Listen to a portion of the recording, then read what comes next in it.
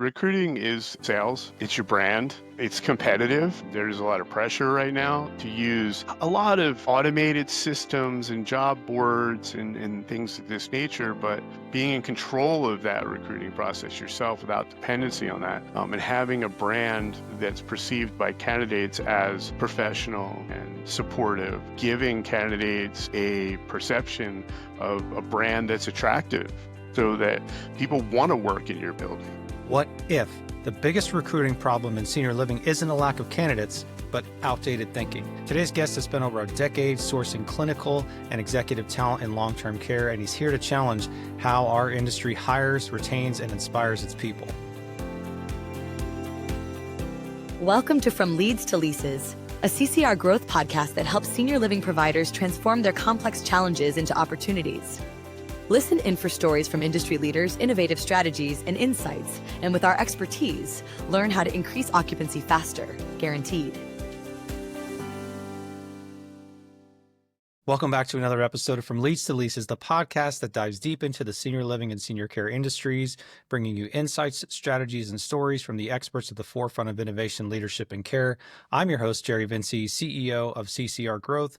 For those of you who don't know about us, CCR Growth is a full-service marketing and growth agency exclusive to the senior living industry. And through this podcast, I'm here to guide you through the evolving landscape of senior care, exploring the innovations, the strategies, and leadership insights that are shaping the future of the industry. So whether you're a provider, a caregiver, or industry leader, this show is here to help you make informed decisions and create meaningful impact. All right, today's guest is Ira Kerns, a healthcare recruiter with over a decade of experience working with senior living and long-term care organizations nationwide. As an executive recruiter at J. Ross LA Healthcare Recruiters, Ira specializes in placing mission-driven talent in high-stakes clinical and operational roles. He spent thousands of hours listening to candidates, learning what drives them and what drives them away. His frontline insight into what's working and what's broken in the hiring process makes him one of the most thoughtful voices in this space. So Ira, welcome to the show. I'm so glad to have you here. Thank you. I'm glad to be here. This is such an interesting topic, I think, right now, because all I hear about everywhere I go is the staffing crisis. And it's been interesting to hear some of the solutions that people have to that problem or lack of solutions. So I'm really excited to get your spin on it. You've been in this industry for over a decade. What would you say has changed most about recruiting in senior living over that time?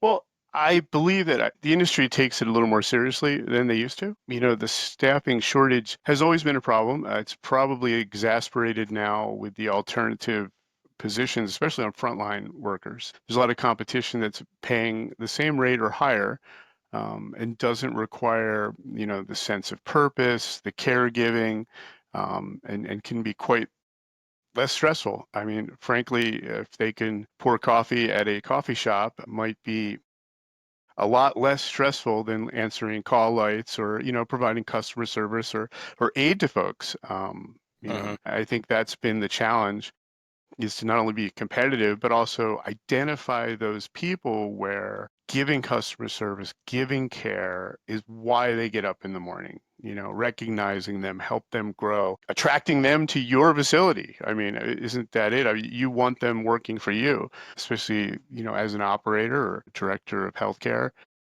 It's your team, right? And you want the best people, and you're not able to accomplish things all by yourself. Are you seeing a similar trend amongst the leadership roles as well? I think that the leadership roles have become even affected the same way. I think that we've seen turnover. I think it's exasperated a bit by the COVID. It was hard for people. Maybe we just take a moment just to thank the people that are in the industry, because COVID, not only are they asked to do things that are above and beyond on a daily, right? And they struggle with amazing burden of compliance, that they still care and they do it with a smile, and they try to spread and encourage people, and provide a great environment for these residents, but it wears them out. And there are alternatives. A lot of people have moved back into hospitality as operators because it's a little less stressful for them and it pays well. But we need those folks back. I mean, the resumes that we see nowadays, unfortunately, there's a lot of movement and a lot of it doesn't make sense. The question of why, I guess, is part of the conversation to throw out there. Why is someone leaving an operational position, or any of the corporate level positions in a year? I mean, it's hard to accomplish anything in 12 months. These are the conversations that I guess should be had amongst people about the industry, and how do we retain people? How do we make it more engaging? How do we find those people that want to be engaged, that want to spread the word, that want to, be a living mission statement and a living caregiver? Yeah, I mean, we see that too on our side, even in the marketing space, when a community is struggling with leadership or maintaining staff numbers, it affects everything. It affects occupancy, it affects the overall morale in the community. And so it just becomes increasingly difficult across the board, I think, for the community to stay profitable and successful. It is a vicious cycle, right? It seems that in some ways, and for this conversation, we could say we could start the cycle with staffing. If we can achieve that level of staff, at least in a full capacity, meaning we're not using an agency and ruining budgets, that people are coming in, we can train them, and then they're giving good care. We have happy residents, we have happy family members, we get good quality outcomes clinically, right? It all just starts building up. Next thing you know, word of mouth on the street is awesome. The marketer has a full list of people wanting to come into the facility. People come to work every day, tend to learn the rules. They're good, and your compliance burden is reduced, right? That's reduced. You have a happier clinical service director, happier ED, and next thing you know, what happens? It's profitable, right? Yeah, So, imagine that. I mean, imagine that. But as simple as that is, I know that people in the business, it's daunting. The factors are limitless in this. I know you can speak about it maybe from a corporate perspective with working on things, but I think one thing for operators is that maybe it's kind of like hyper local in terms of efforts. I mean, maybe, putting things in place, or working on your recruiting, so to speak, tends to be, any help you could get from a corporate entity is awesome, but, maybe really need to take it in as a facility level issue. Because like we were just talking about the cycle, boy, if you could fix that one, it might lead to the rest really falling in line, and then success is what we all want to achieve. I think a lot of things in this industry have to be hyper local, though. That's how we handle marketing as well. I don't think a corporate approach makes sense, especially when you're recruiting from your local pool of talent. You have to have a strategy for that. And what works in one area may not work in another area. Absolutely.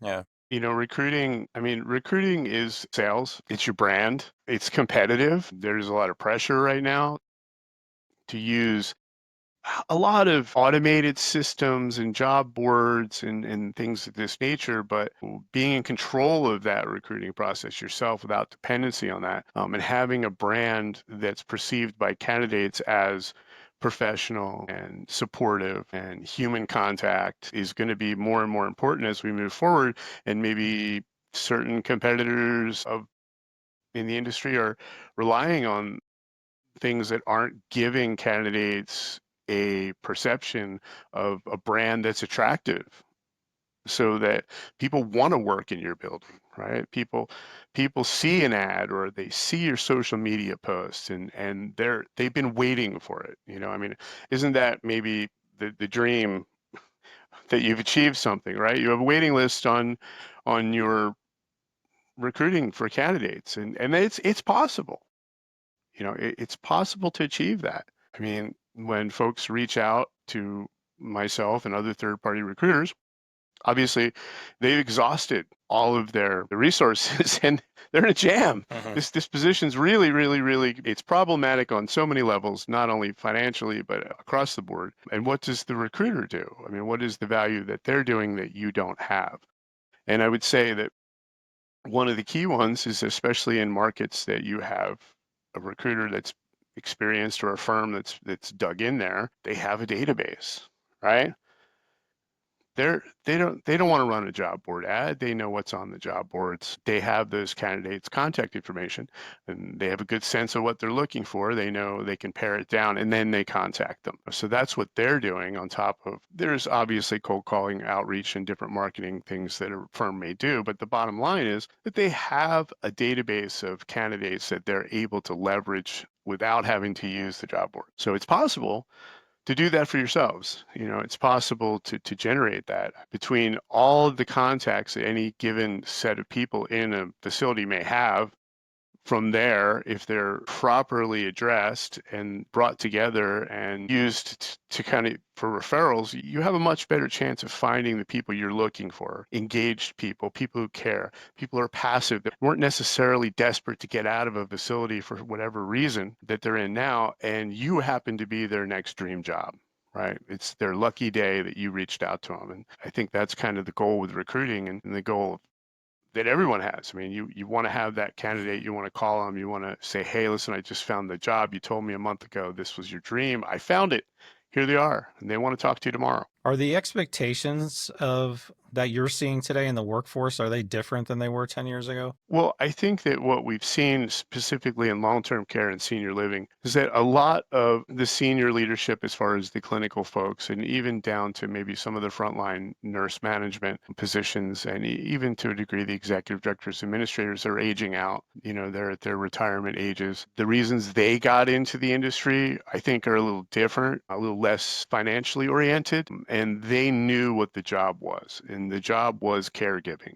And they understood that taking leadership positions in that business was going to be a challenge, and it was going to be relentless. And they took it because they wanted to take it on, they wanted to achieve it, and that was their professional goal. What I've seen shifting now is that people, and we could point to COVID, I would say just do it as a historical fact that it happened. But I mean, if you use that as a turning point, I think that between folks aging out, new generation, new culture of people, that folks are a little more concerned about their financial short-run gains than they used to be. And, we can lament all day about how we want to not have that be the case. I mean, it is the case. They're looking for work-life balance, they're looking for flexible schedules, high pay rates, not so much concerned as they used to be about health benefits and contributions to education and benefits packages and corporate culture. And I mean, it's a shame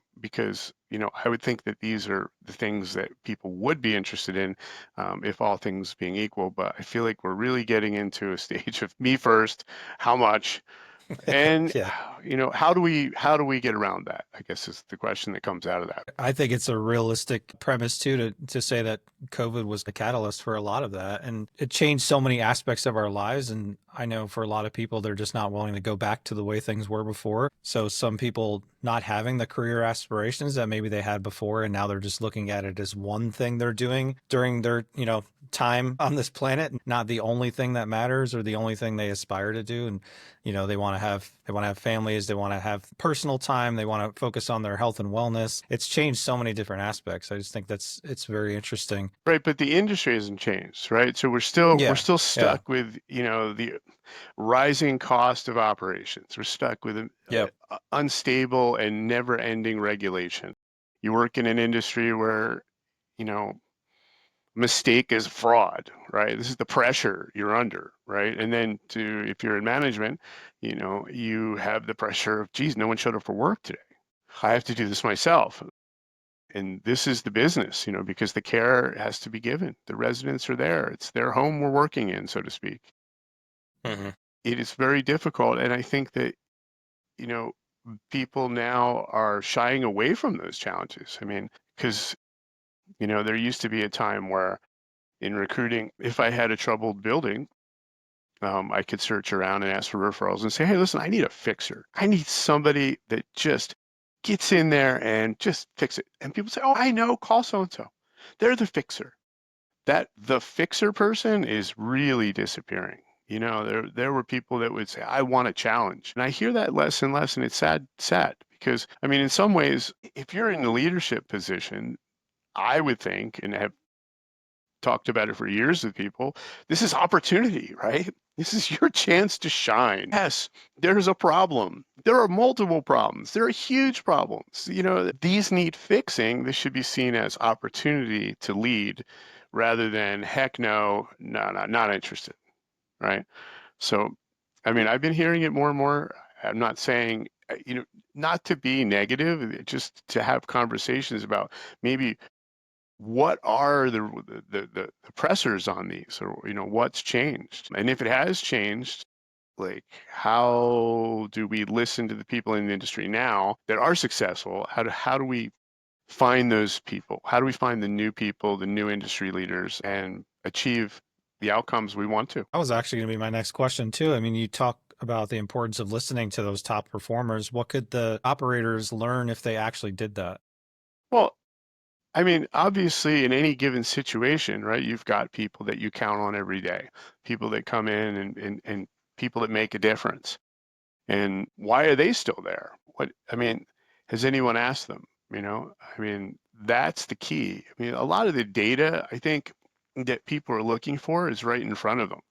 If you have, I think, a talented enough HR partner in your building or your staff development person, that you've sat down and discussed at length about what are they hearing and how can we get more feedback. You could take advantage of hyperlocal changes or policies, to start to address those and build your own program. I mean, it may be the building blocks of culture. I know that for years since the 80s, culture has been a big thing, starting with the tech companies, right? I mean, everyone sees folks, you know, working on a beanbag, right? I mean, this is like, we have pinball machines, right? Yeah, But in foosball. long-term care, not the case, right? Yeah. So, but that being the point is, they started paying attention to the employees, and they use that we'll use that case of extremism to illustrate that, hey, they created a culture that was attractive so that they could get the most competitive people in the industry to want to work with them. So simplify that and just maybe find out from your top performers what makes it good. What are your suggestions, right? Hey, why are we having turnover? I mean, if you have the luxury of exit interviews with people, take advantage of those. If not, I'm sure the staff knows why so and so walked out the door, or why their friends are working down the street and why they won't come to your facility. I mean, the answers are there if we ask. What we do with them, I wish I had the answers. What about sign-on bonuses? Do you think they're hurting more than helping? I personally don't care for the sign-on bonuses. I think you can look at it a couple ways. I think if you want to look at it from an ideal situation, it's kind of a red flag to candidates and to your competitors. You can't fill this. So you're throwing out a ton of money on top because you got problems that no one's interested. So, I mean, I think initially that's kind of a first impression. I think the second is, you start to attract people that are interested in money. You run the risk of alienating current employees. How they don't want to work with somebody who just got an extra, even if it's $500 for some of these frontline positions. So and so just got $500 to come and start here and working the same rate as me. Yikes! Why didn't I get $500? I was here through the last 3 years through, crisis after crisis, Yeah. right? I was here, through COVID. So you run that risk, and ultimately it's money. You're throwing money out there. People realize that at the end of 1 year, all right, you're going to get a pay cut, or they're expecting that plus a raise. It brings up all of these things, and unfortunately, a lot of the job boards now are forcing people to put money up there. I think that if we're in a situation where you could lean on your brand you worked so hard to build, lean on your word of mouth you've worked real hard to build, and lead with the important things, I think that would be an ideal situation. Probably not the case. And the industry a little bit does it to itself, because if you're in a smaller radius of 25 miles and you have 5 facilities, all you're doing is forcing musical chairs basically with the candidates, especially frontline. I mean, is that helping you guys as a whole?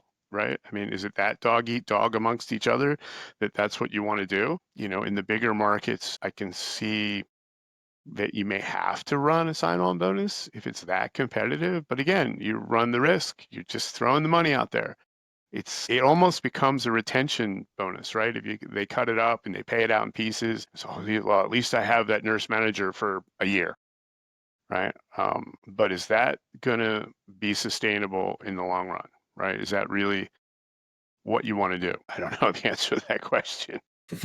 Knowing all the burdens that operators have, I mean, you can't fault people for that. I'm trying to say that people are not wanting to do other things. I think that people are stretched so thin, but I think we've come to a point now that it's going to be necessary to really focus on my own personal ability to fill my staff, because staffing agencies aren't getting any cheaper, and COVID allowed them to recruit into their own staff pools, many, many more nurses. And now they're selling your nurses back to you at a higher rate. I mean, at some point, the industry's got to, kind of step back and say, maybe we do need to invest a little more in this long run strategy of building that brand on my candidate side, right? I spend a lot of money on the other side. How about we take that same sense of urgency, that same need to exceed expectations with people, and we apply that to our recruiting, because we want energy.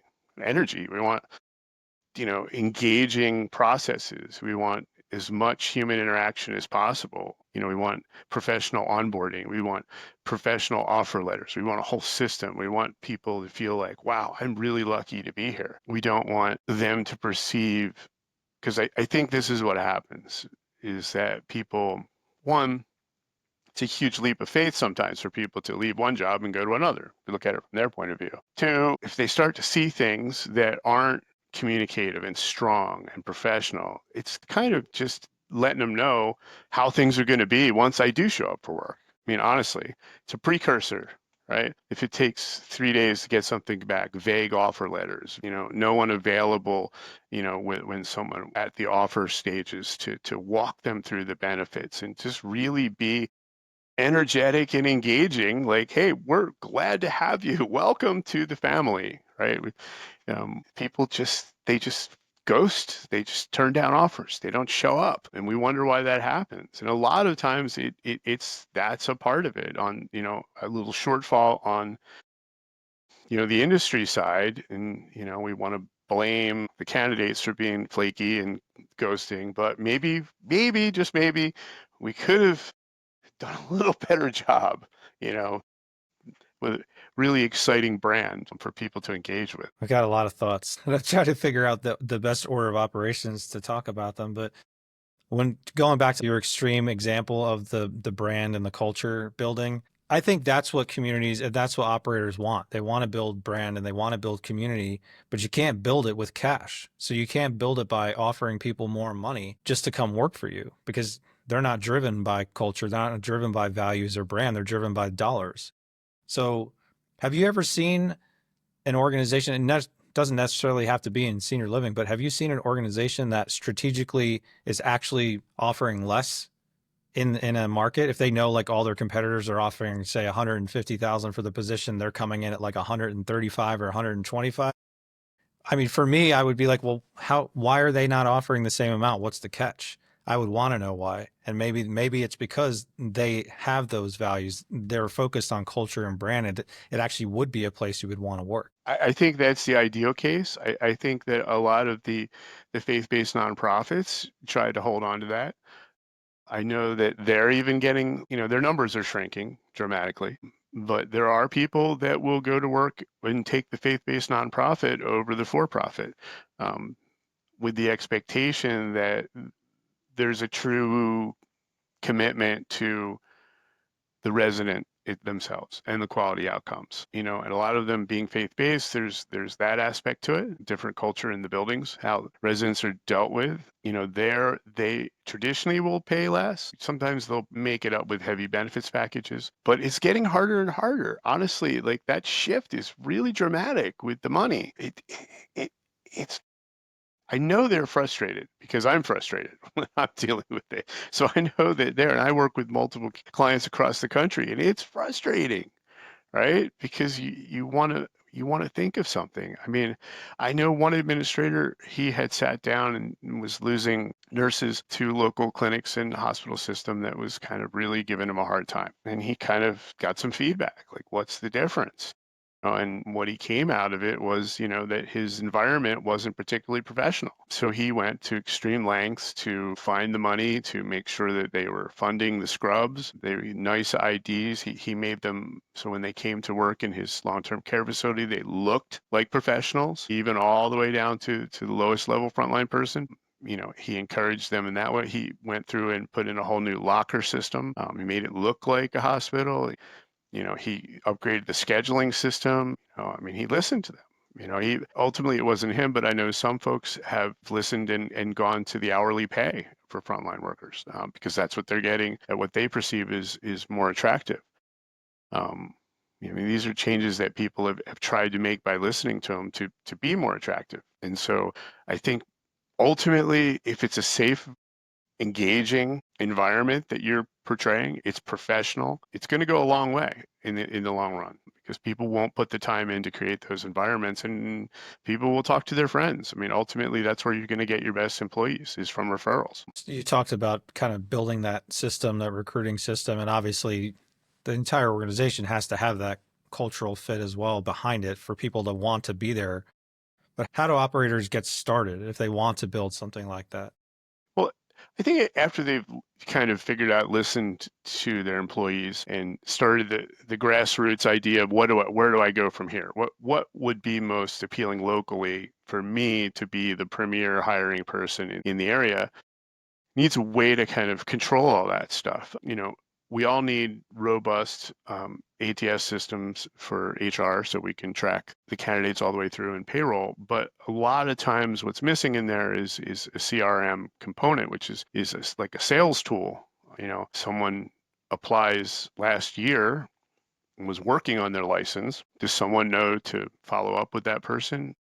Or if we're looking to fill it, someone able to easily reach out to that person. How many years have you spent interviewing, gathering all of this awesome personal data that people wanted to share with you for future employment, and we're not using it? So I think that, in especially smaller markets, it's not inconceivable that within a year or two, you should have been able to figure out pretty much everybody in an entire marketplace and actively get as many of those people opted into your system so that you can market them. Because even if it's not them, it may be their friend, right? And then all of a sudden, pretty much you're filling your jobs left and right. And consider that database that you're slowly building, that CRM, as, that's your waiting list. Even if that building is full, even if you have reached the best place you've been in years, you should never take your foot off the gas, right? Because you want to make sure that that brand you've created, when that opening comes up, and you may first post it out internally, that's filled within a week, right? Or at least within a week, you have gotten response from qualified people. And I think that would be the win if you're in a market. That ultimately, that would be the win for you. To have your staff development person, or if you have resources to have a dedicated recruiter to it, or, your HR folks to be able to do that. Hiring manager says, hey, I need this. No problem. I got it. I have a system, 1, 2, 3 steps. We'll go right through it. I'm going to start with internal, start with our database, and job board last. Going back to the financial discussion too, about people being more money driven than in the past, I forgot to ask, do you think that's due to rising costs of living? I remember, I don't know, back in like college or right after college, they were talking about like the formulas of how much of your paycheck should go towards each thing. And at that time it was like, 15% should go towards your housing. And I feel like now it's probably anywhere from 25, probably 30 to 50% for most people. Obviously they have far less bandwidth in terms of money coming in to do more with. Is that why you think they're more driven by that? Being that I do it on a couple of different levels, I would say that, if you're talking about operators or corporate folks, I believe that, they're savvy professionals, right? They know what they want. They're willing to make a move, and they're not going to move for less money, bottom line. I think the way they look at things is justified, in terms of they may make a compromise if there's a better fit for them in a professional manner. But generally, nobody's going backwards. I think with the frontline staff, they have the perception, right or wrong, from what I hear every day, that I can get a better job. I can get a better offer. And so I know that there's a stressor with all of us right now. no matter how you look at it politically or culturally or economically. Look, there's a lot of indecision right now from everybody's point of view, and people are a little worried, right? And things do cost more, right? Bottom line, they've gone up at a rate we haven't seen in a while, and people are scratching their heads. People are worried about the future. So they have that pressure to want more money. But I feel like, especially with the clinical side of things, it's like, hey, I can get it better elsewhere.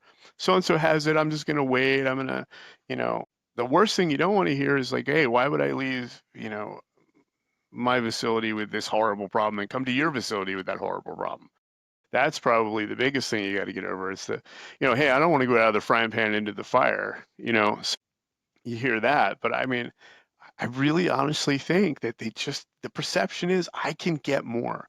I don't know where that comes Mhm. from, all the sign-on bonuses. Maybe, they go on the job boards and they see all this and they see all these openings, and I don't know. And it seems to me they're just savvy. They're asking for more than they've ever asked before. I mean, everyone always asks for a little bit more money, but I just feel like now the pressure is amazing at what they ask. And you scratch your head, you're like, how is that? I don't know that that's particularly true, but they'll stick to it. They'll stick to it. So I guess your only defense is go back to that brand you've worked so hard at building, to make them want you. Maybe that's the conversation, right? I feel like we flipped even harder to the candidate driven side of the fence, right? And if that's the case, it's always going to be more money. I want more. I want more. I want more. Right? We've lost leverage from an operator's point of view of like, hey, I need this particular specialized nurse, and if you don't want the job, we're not interested. Well, that doesn't kind of fly anymore because they'll hold you out, especially in some smaller markets. They'll win that. And, again, defense would be getting them to want to work for you besides money. And talking about retention now, what would be some simple but impactful ways communities could better retain staff? Well, I think that if people feel like they're being heard, I think is number one, right? People feel like they're being heard, and a safe environment, not only for themselves, is for the residents as well.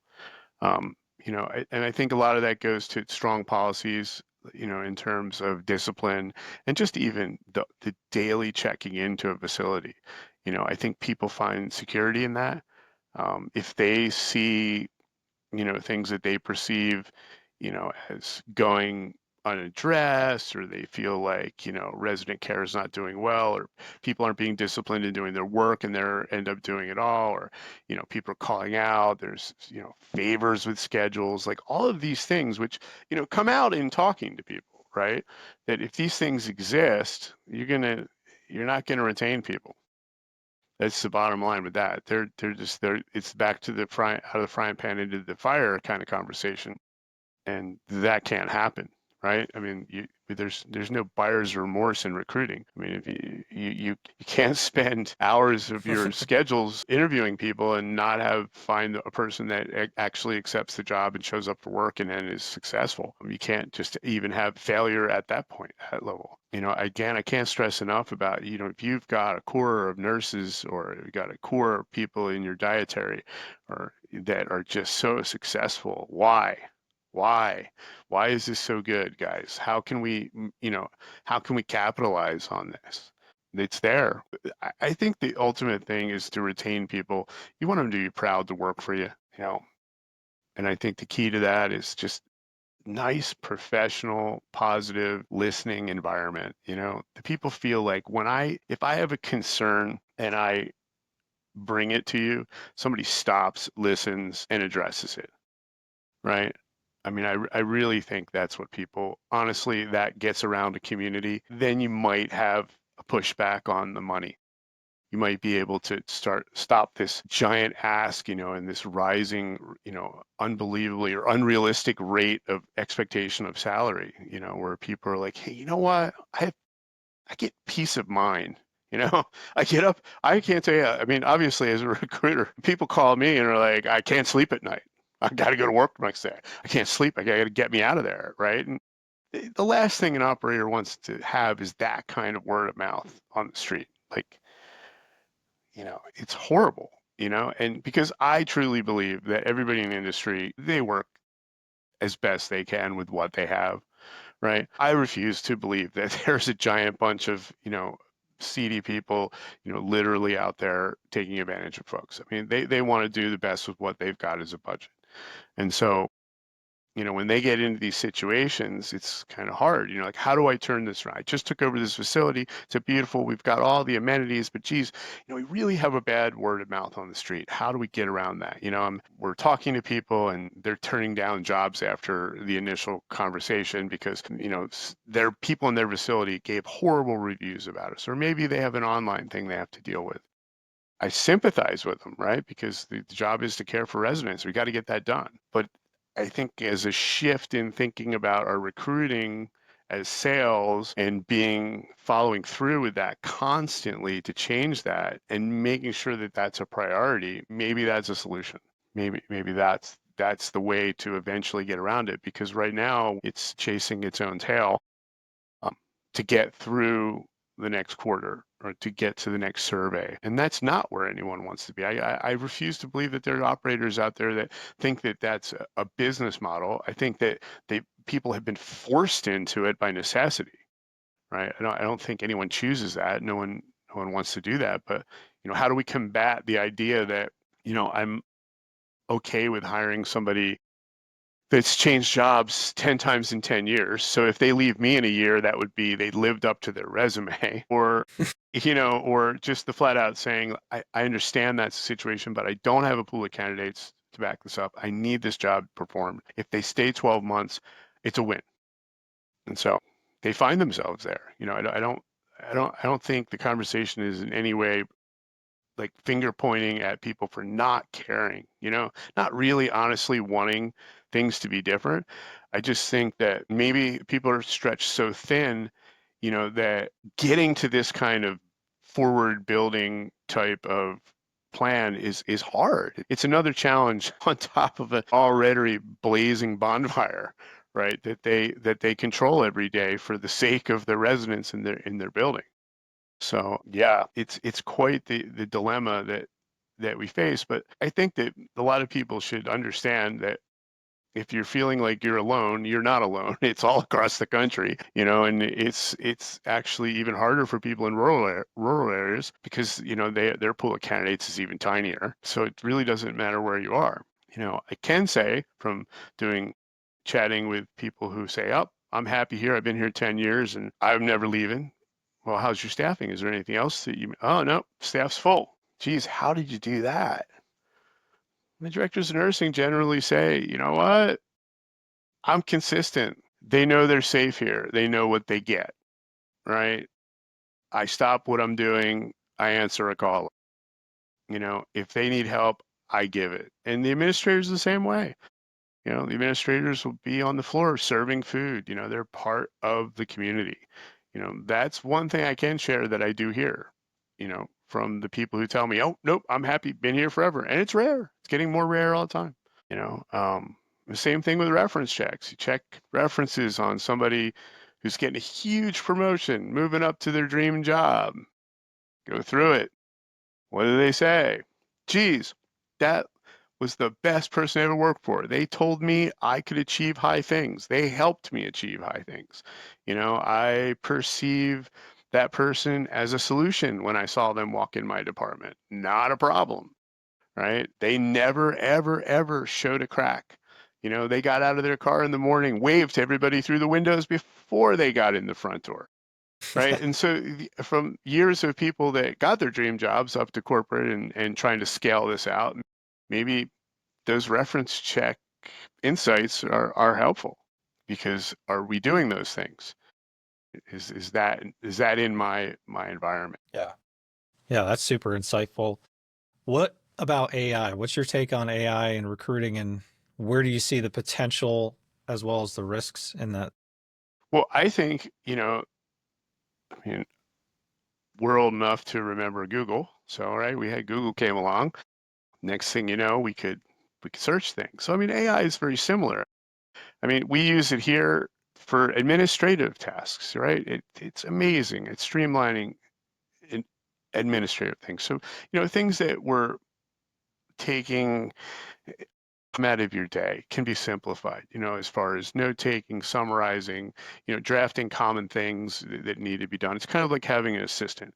The tools are going to get more and more prevalent. I think what a lot of people see, I mean, I get calls all the time. Hey, we have an AI recruiter, right? It's probably the same salesman that called me last year and said, hey, I got a database I want to sell you with all Yeah. the nurses in, right? It's the same sales Yeah. pitch, right? Same Same, thing. but so beware, right? Beware. Because the bottom line is, where are they getting these things? So you're going to see a lot of that in there. But it's super handy. It's a tool for humans, right? And so if you can work it in, it's handy if you can use it particularly for the HR people to save time for reference checks. It's gotten amazingly advanced as far as you're able to conduct interviews, and it will actually do a better job of transcripting, summarizing it for you, and load it right into your database system. And it's not cheap, right? But it's out there.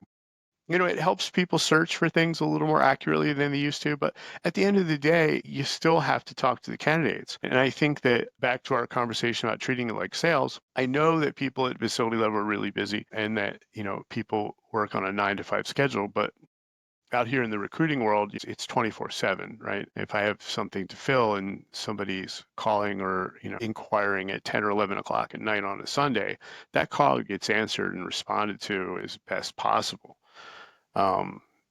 Because the market's that competitive. I think a lot of people are relying too much on auto responders, right?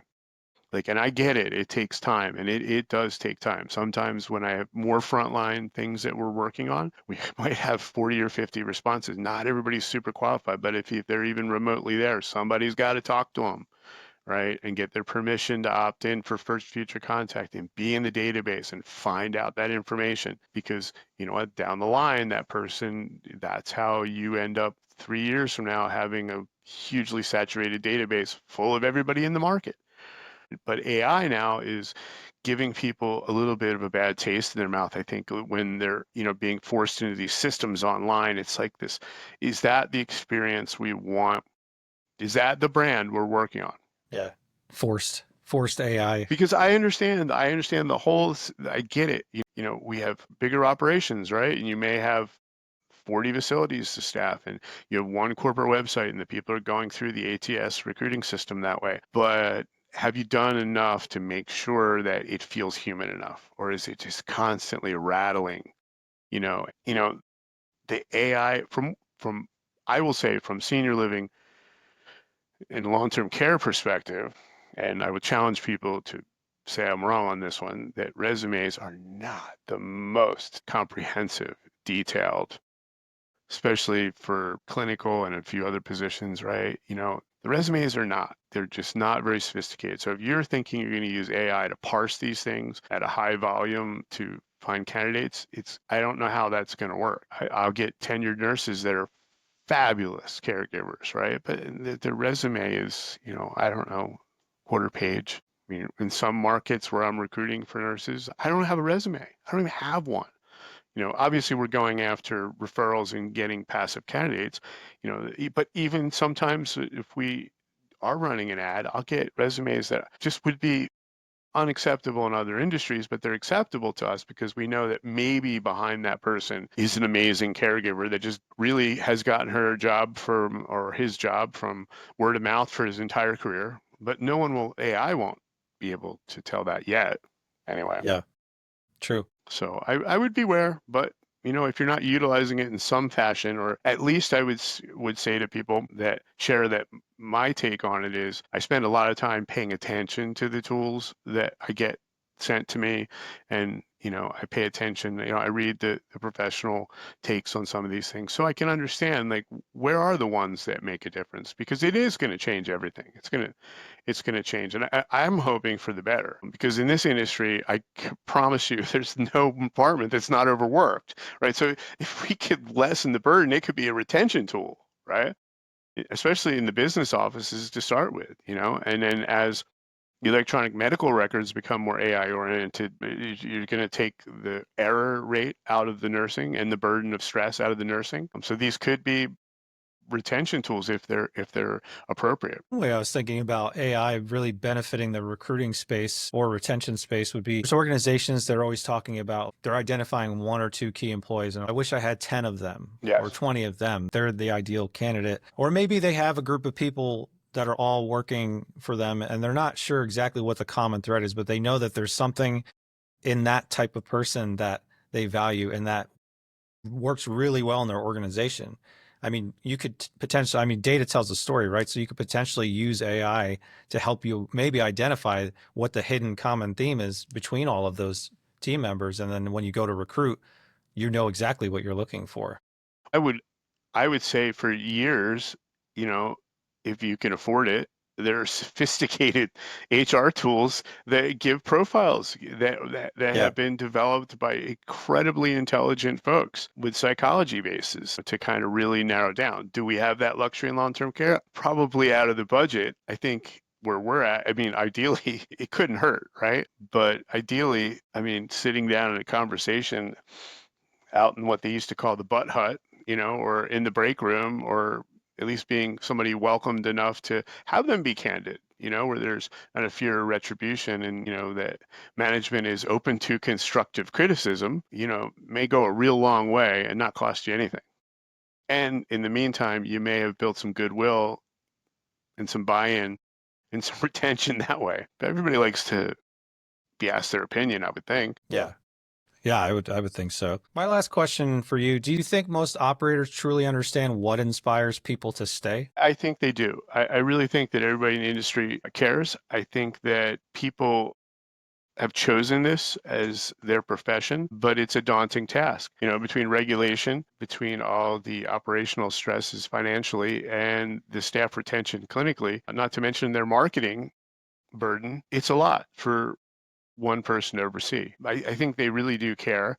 I think that our conversation hopefully will just maybe get some people thinking, maybe we should spend an hour a week maybe on this, on long-term recruiting, Yeah. or hey, we really don't have a comprehensive package. Maybe we should think about creating one, and for some people, we know you care. Um, and I personally every day try to help people to ask me for help. Hey, I'm dying here.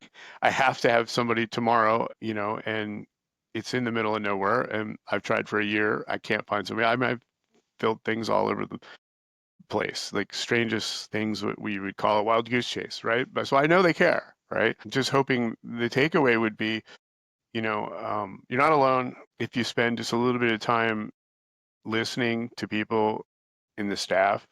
If you just take some extra time to do that, if you're not doing enough, and kind of see where that goes. My thoughts are from listening to the candidates that I talk to, that would lead you down a path that would probably benefit not only yourself and where you want to achieve with your facility, but also be better for the people that work for you, which would then make your residents really good and start that positive cycle where we want to go to high profitability, full waiting list, no complaints, right? Happy people showing up at work. So Get the that good snowball rolling down the hill. exactly.